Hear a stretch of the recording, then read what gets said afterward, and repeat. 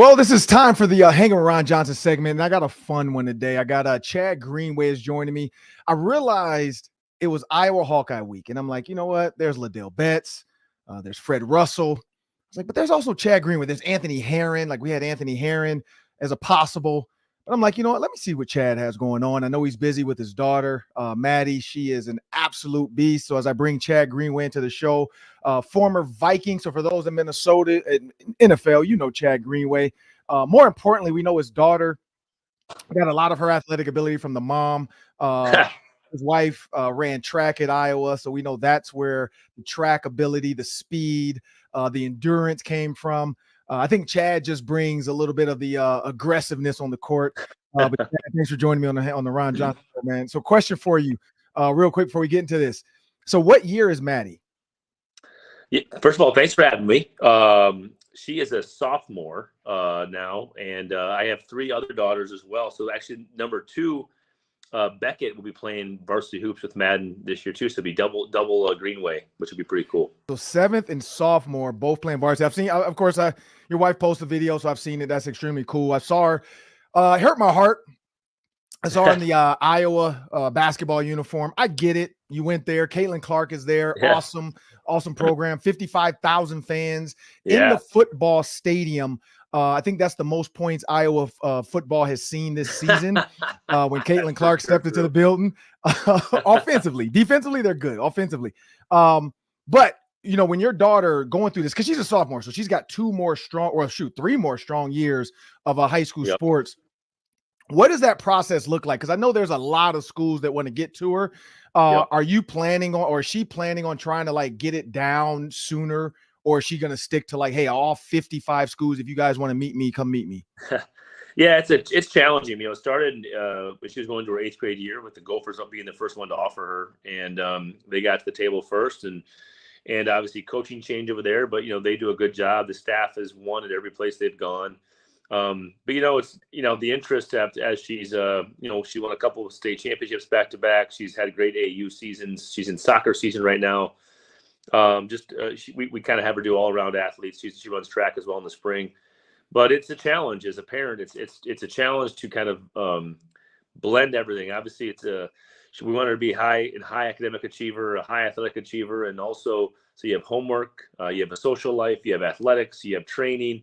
And then you have all these calls. So she's on calls, you know, I don't know. I mean, at least one a day, sometimes two a day, trying to balance it all. We have a great support staff around her with, as far as her high school coach and people that are in her corner.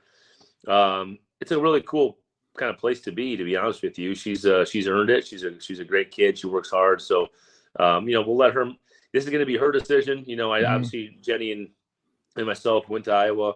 But we want this to be her decision. You know, it has to be. Otherwise, you know, it can't be mom and dad's choice. So, yeah, we're enjoying it just as parents and just watching her go through it and celebrating her, what I think is the most fun level of athletics, which is high school, really letting her enjoy that.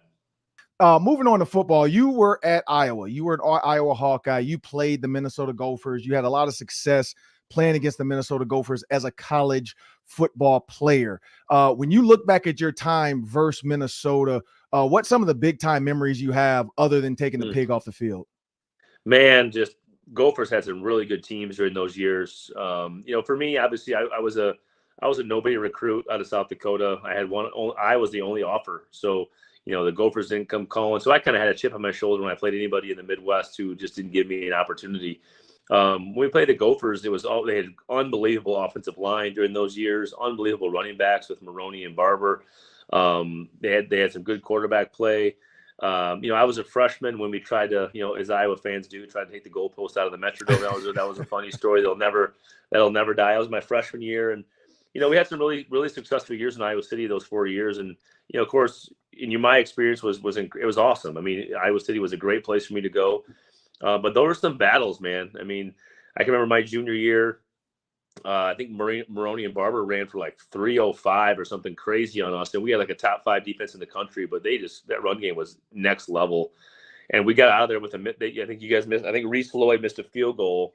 I think we were up 2. He missed like a 55-yarder or something like that at the buzzer, and Yeah, it was just always good games, always competitive games. Their run game was elite, and it was a challenge every year, and we knew that it was going to be a rivalry game, so we knew we were going to get the best from the Gophers every time.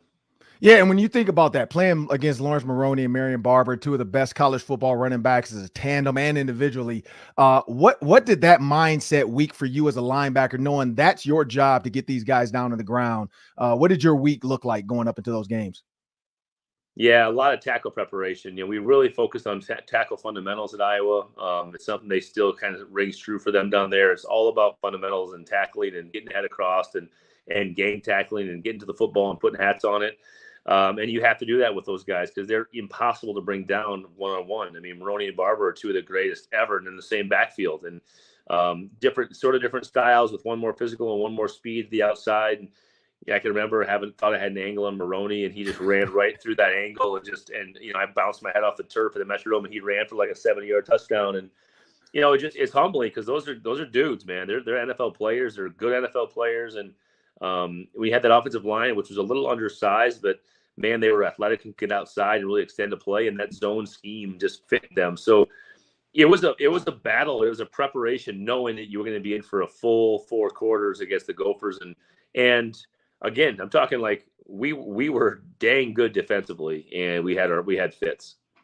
And I'll say the one thing I realized too, because I know you were a hooper, and in my mind, I'm like, there's not a lot of linebackers that hoop. And then I realized, you know what? Chad did say he played quarterback and free safety in high school, and then went on to Iowa and was turned into a linebacker. When Iowa came calling and didn't want you as a quarterback, or did they? And they didn't want you as a free safety and kind of say, hey, here's your role. What was that process like? Yeah, so I came out of high school. I played 9-man football from a really small town in South Dakota. So I was kind of tagged as an athlete. I didn't really know what I was going to be. Went on to Iowa City. Played my first time ever going on an 11-man field was when I first snapped at Iowa, and I was there. My first rep was as a quarterback. I was about 205 pounds. Had never really lifted weights. I grew up on a farm, so it was all about throwing hay bales and building fence and doing stuff outside. So I was really strong, but I wasn't necessarily weight room strong. I didn't really put much time in. So when I redshirted, I started putting weight on, and I had a big frame. And before you know it, I was about 220. And they're like, "Hey, we're going to move you from QB to safety, and then safety to linebacker." And it was just a good fit because then it became an advantage for me because as I got bigger, I actually got faster, and my athleticism kind of stayed. I just kind of had the right genetic makeup. I can't like to give myself, the pat on the back, but really just genetics and luck and great strength staff. And before you know it, I was 225, 230, and started as a sophomore and was first team All Big Ten. So just was a good fit for me. Good staff to put me in the right position to be successful. So a lot of good people in my life. Yeah, and when you talk about that, and I want to go back because you brought something up that I just got to ask. So your freshman year, you guys win at the Metrodome, and you were part of the goalposts, or were your fans? Like, what was that? What was that story? Yeah, that was it was a crazy story. So we won the Big Ten with that win, and we're handing out roses and all this other stuff. We thought we were going to go to the Rose Bowl. We ended up going to the Orange Bowl. And we finished third in the voting that year because we had lost to Iowa State early in the year, and that was before the Big Ten. Big Ten had a Big Ten championship game because it was Ohio State, Miami, and then us. And we didn't get a chance to beat Ohio State to go to the national championship game, so we went to the Orange Bowl because they picked before the Rose Bowl. But yeah, we won the game, and fans were on the field, and they were going crazy, and they got on the goalpost, and they were ripping them down, and then they hauled the goalpost literally up the bleachers, the lower bowl of the Metrodome, and try to go out as Iowans. We love a lot of things in Iowa. We can't ever claim to be maybe the smartest state, but you try to take those goalposts out the rotating doors in Metrodome. But it was wild. And actually, the crazy part I remember is they actually had these like really high pitched like sirens, and they were like crowd dispersers, and like because the Iowa fans were on the field, like they turned those on, and like we bailed and went to the locker room because it was so loud, and the Gophers were not very happy with us. Yeah, I'm glad it wasn't US Bank Stadium because now we know those open doors. You can actually get a goalpost out of those big open doors. But yeah, I've heard numerous stories about that, about teams. And maybe that was just Iowa. Maybe that's what I saw on ESPN of like them trying to get the goalpost out. Because I think that was like one of the first times. I know the old Met Stadium for the Gophers and the Vikings, that goalpost has been taken, but never out of the Metrodome. But leave it up to Iowa to Yeah. try that. Now, one thing I did not know, and I don't know why I didn't realize this. 1999, the Gophers traveled to Iowa City. I don't remember who was on Iowa's team at that time, but I know it was like Tellus Redmond, myself, Thomas Hamner, Tyrone Carter was one of the big names. Karan Riley was another big defense end we had, and Greg White. And so we won. It hadn't happened since. I did not realize it had been 24 years in Iowa City of dominance. Wow. And when you think about that as a program from an Iowa football, and that's in Iowa, we know when they came here, they won it a couple of times with Jerry Kill, but in Iowa to really just own it every time they show up in Iowa, PJ Fleck's trying to do something that hasn't happened in 24 years. What is it about going to Iowa? One, I know it's the pink locker rooms, but what is it about going to Iowa that has been tough for not just Gophers teams though, but period? Because you guys are 24th in the nation, which maybe the number 24 might be lucky for the Gophers. You're 24th in the nation. Yeah. 24 years since we won there, so maybe this is our time. But what is it about that stadium? Yeah, I think it's more about how we play in that stadium. It's one thing about the opponents coming in. It is a hard place to play. I mean, it's not the biggest stadium with maybe 72,000 or something like that, but the crowd is right on top of you. There's absolutely no sideline, if you remember that, Ron. I mean, it's tight. The crowd's on top of you. They're heckling you. It's loud. They're passionate. And I think we play better there. So I think it's you typically do. You create that home field advantage, and you play well. And that's certainly the case with our football team. And at one point, we had like a really long, I can't remember what it was. It was a really long home winning streak during my tenure there, where we just felt at home in our locker room and stay in our hotel and kind of have your routine and you just get used to that, especially as a college kid. When there's the less things that are changed, you feel confident and go out there just making plays and having fun, especially in front of your own home crowd. So, obviously, Iowa's had we've had our fair share of success, but we've had a lot of issues just, running the football, scoring points, throwing the ball these last few weeks has been brutal. So, as much as I want to sit here and say, yeah, the Hawks are going to, roll their helmets out and get a win. I mean, it's been ugly these last 2 years offensively for the Hawks. And we'll see how it goes on Saturday. Obviously, it'll be a good football game regardless. Yeah, because when you look at offensively, the Gophers and I were about the same. So Ethan Kaliak-Manis has not been great. Some of the stars, Darius Taylor II, one of the best running backs in the Big Ten right now, is a freshman in the country as a freshman, and he was hurt. Hopefully he'll be back. I think it was a concussion. And then when you look at the defensive side of it, Iowa is a top 4 defense in the Big Ten, and that's what they've hung their hats on. Their defense was scoring sometimes at a higher clip than the offense. Yeah. What is it about I'm not going to say other than that. What is it about Brian Ferentz that allows him to keep his job this long when the offense has been anemic? Yeah, listen, I played with Brian. I was a college teammate of his for 4 years. Brian's a smart guy. He knows offense. Obviously, let's talk about the obvious things. Clearly that is, the head coach's son. And when you get in that position as a father and as a head coach, you make that decision to hire him. It's, I'm not saying it's the right decision to get rid of him. It's not my place. It's one of those situations where it's hard for me to root against my teammate and my friend. So I'm like, I want him to have a ton of success. But it's been a struggle. I mean, the reality is it's been a struggle. The numbers speak for themselves. It's well documented now. There's a contract in place for him to score more points, and he gets bonuses, and so that's all been talked about. I think the reality is I don't think you as a coach purposefully go and try to do poorly. You're obviously putting your best foot forward. To your point, though, and your question is how does he keep his job? Well, that one I can't answer. That's a tough one because it's obviously been a struggle for a number of years. But your point is right. I mean, we have to win with defensive special teams. Punting is winning in Iowa City. We do it well, and we do it often. Pin teams back, change the field position, making up big plays, and there you have it. Same thing we did in Madison last weekend. So, it's hard to live and win football games that way consistently against good opponents, and that's going to be another situation this weekend where the Gophers come to town, and that's a team that if they hit on all cylinders, they can absolutely beat you. So you got to come ready to play. Yeah, no, and you're right. And when I look up, when you look at Brian Ferentz and where he's been, where he's played, the position that he knows best. And I've heard this come up before, and it never hit me until like recently when I thought about that as well. As a former offensive lineman, his thought process is more so on what works, which is the offensive line has been playing well. The quarterback seems to stay pretty clean, but some of the design seems to be off at times, or because they thought it was the quarterback, and then, the quarterback gets hurt. They get a quarterback to transfer and he gets hurt. Yep. Is it that maybe he needs to partner with, because we've seen this in college football a ton now, a pass game coordinator? Yeah. I mean, maybe you're right. I mean, I can't picture us doing that, just knowing how we operate down there and how Kirk operates. Yeah. He likes to keep things pretty tight. He likes to keep things pretty controlled. Obviously we lost McNamara, the starting quarterback. We lost all the all-world tight end who was having a great season. He's going to be out, looks like, for maybe the rest of the year. We lost our starting tight end, Luke Lachey, who's going to be another great Iowa tight end. Is going to go to the NFL next, probably another first rounder.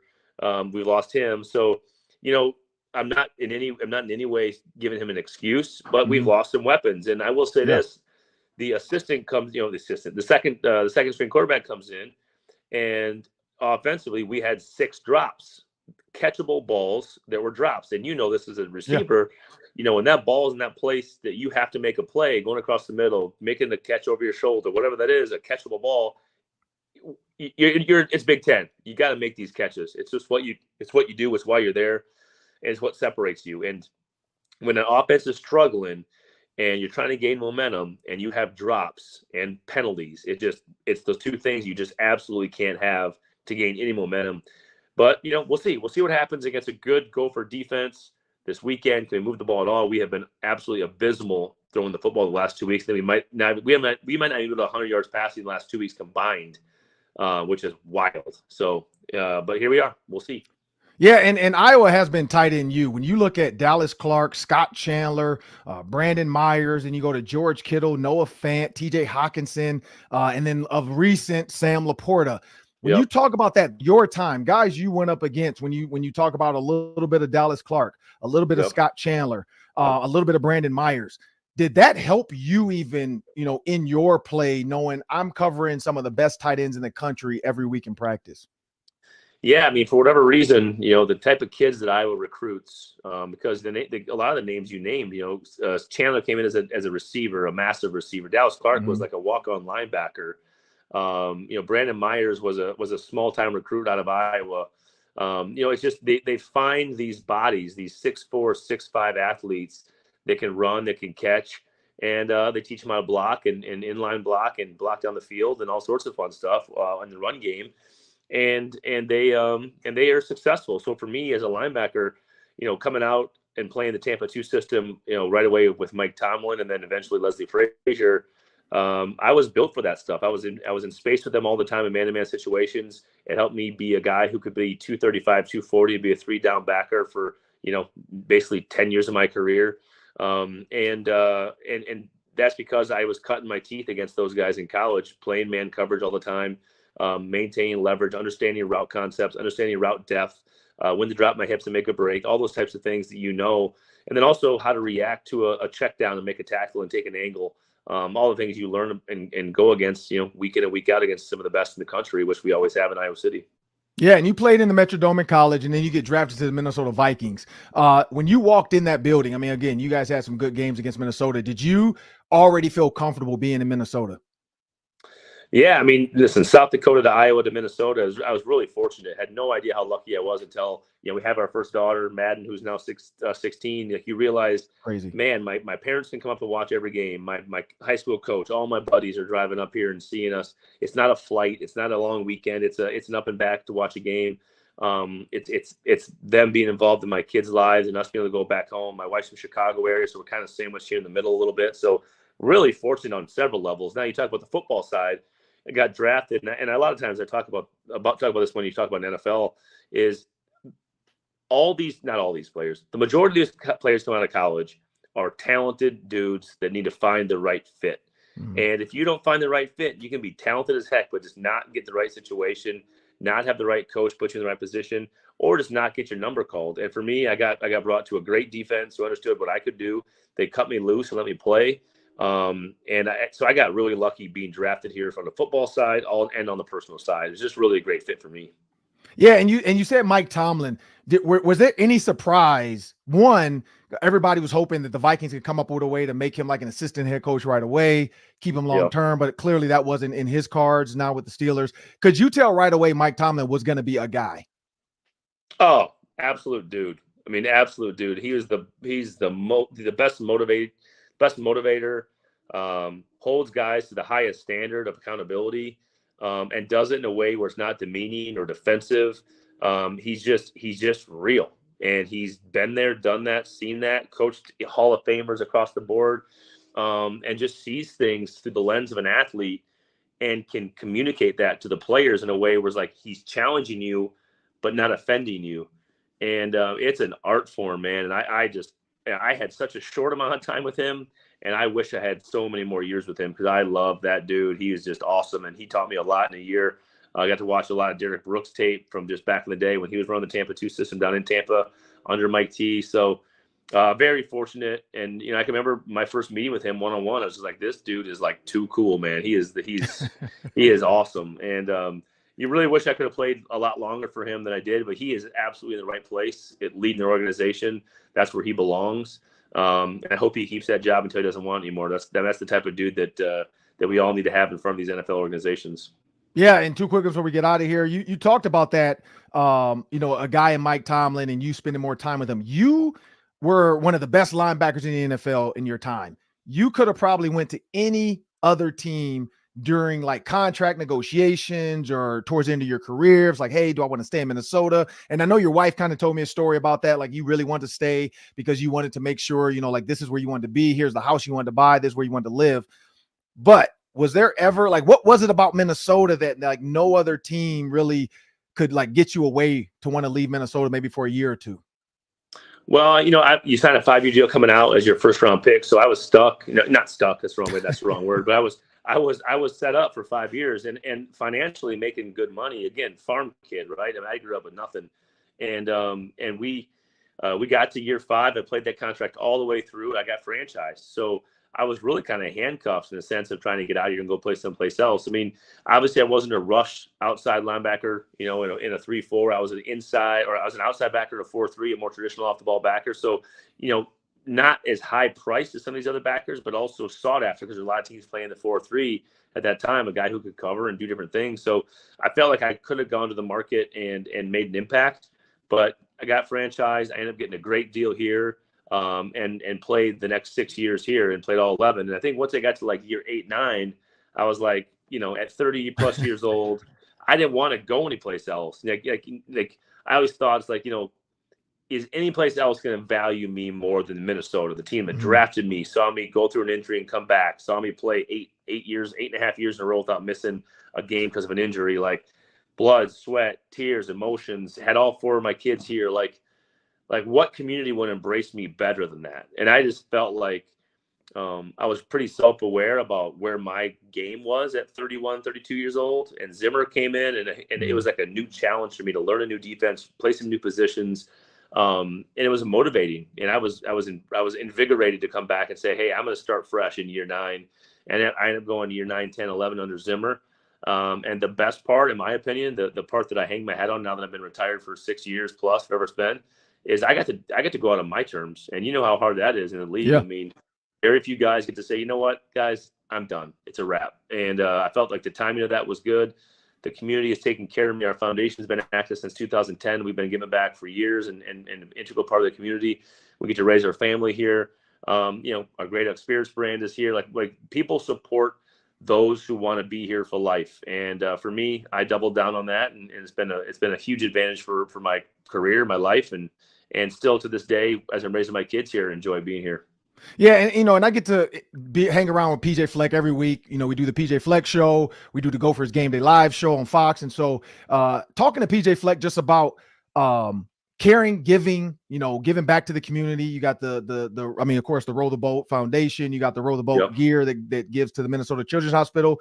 I talked to PJ, which we're going to talk about it tomorrow on the show. We get to talk about, or sorry, today on the show, actually, it's Tuesday. We're going to talk about the wave that the Gophers, actually join in and wave with the Iowa fans and players, because those kids in the hospital, it's not about the game. It's about these kids who wish they could be on this field, these kids that wish they could be walking around and sitting in the stands. And who knows how long they have in that hospital. But just a little bit of spark from another team to say, hey, you matter. We care about you. It was cool to see Caitlin Clark do it. And then, I saw your Lead the Way Foundation stuff. I've been a part of it before. And before we get out of here, like what is it about the Lead the Way Foundation? By the way, people, it's Lead the Way Foundation. You can Google Chad Greenway or Lead the Way Foundation if you want to contribute to it. I know I am, but when you do that, because you just said that, like the community, and you want to give back and blah blah, like what is it about you and your wife that really made you? Because you guys were just like honored in Iowa, I think, too, as well, for being a part of the community. Like, what is it about, or when did you kind of have that mindset of like, I need to give back? Yeah, we were fortunate to win the Distinguished Alumni Award, and both of us, my wife was a walk-on, I was had one offer and go down there, and we were kind of a bunch of nobodies, and now to be one of 6 honorees as of the entire alumni base to be honored was pretty amazing. And a lot of that was due to our charitable work, our foundation, our giving. The foundation for me, the basis of it started with my parents. We didn't have a lot, but we had what resources we gave. My parents gave, and they taught us how to give to the community. And it was an integral part of me growing up. And then go to Iowa City and Coach Ferentz, it was all about giving back to the Children's Hospital and to the hospital there.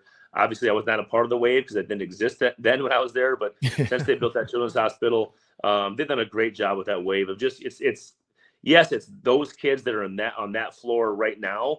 But really, we're talking to everybody, right? You're talking to everybody who is in a situation across this country, across this world, who is going through things that nobody should have to go through. And we're thinking about you. We're with you.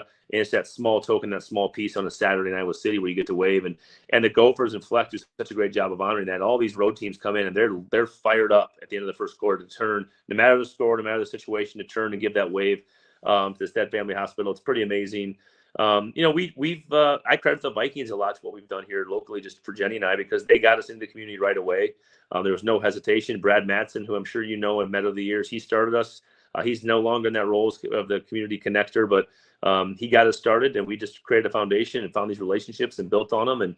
And we're still having, lots of events now and raising as much money as we've ever raised to give back to these children. It's a lot of fun. It's a great way to teach now my kids about the art of giving back, what that feels like, and emotionally what it does for you, all the while supporting others. So it's been a blessing for us to be able to have that. Yeah, and before we get out of here, one last quick one, man. The Vikings are 2-4. I've told people it's never over till it's over.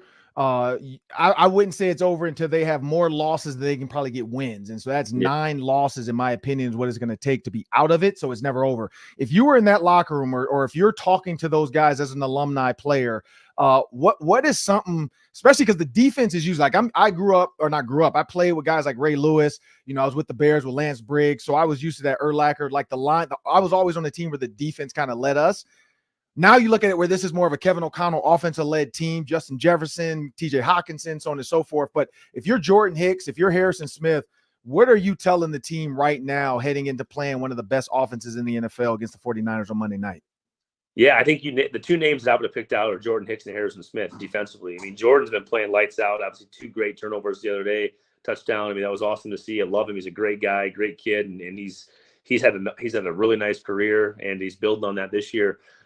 Is we just need leadership. We need leaders to step up in this moment. You said it, like, we're not out of this thing. This is a good football team, a good football team that had their hearts ripped out against the Chiefs, and I thought was a horrible situation of about 3 calls that were missed in the same play at the end of a game.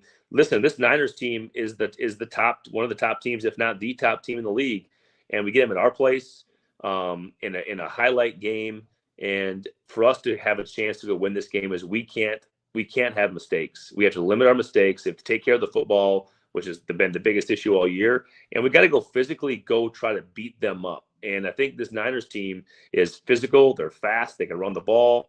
They're multiple. But we have to play physical football. And listen, I think everybody would agree with me on this one, is we have a good football team. And we have not lived up to maybe the level of our team this year, just based on some, close losses and the turnovers that killed us in Philly, and all these situations have come up. But if we can get it rolling, can you get to 2 wins in a row and beat one of the best teams in the league, then you have some momentum at 3-4. And the timing of this game sucks because you're 2-4. You go to Chicago, get a win. You want to play anybody else but the Niners right now, but that's on the schedule. So you come and you take them and you play them, and if you beat them, you're 3-4, and you look at the next 5 games, and you're like, all right, like we feel pretty good about this right now. So it's not over till it's over. Get your butts back to 500 and let's see what happens.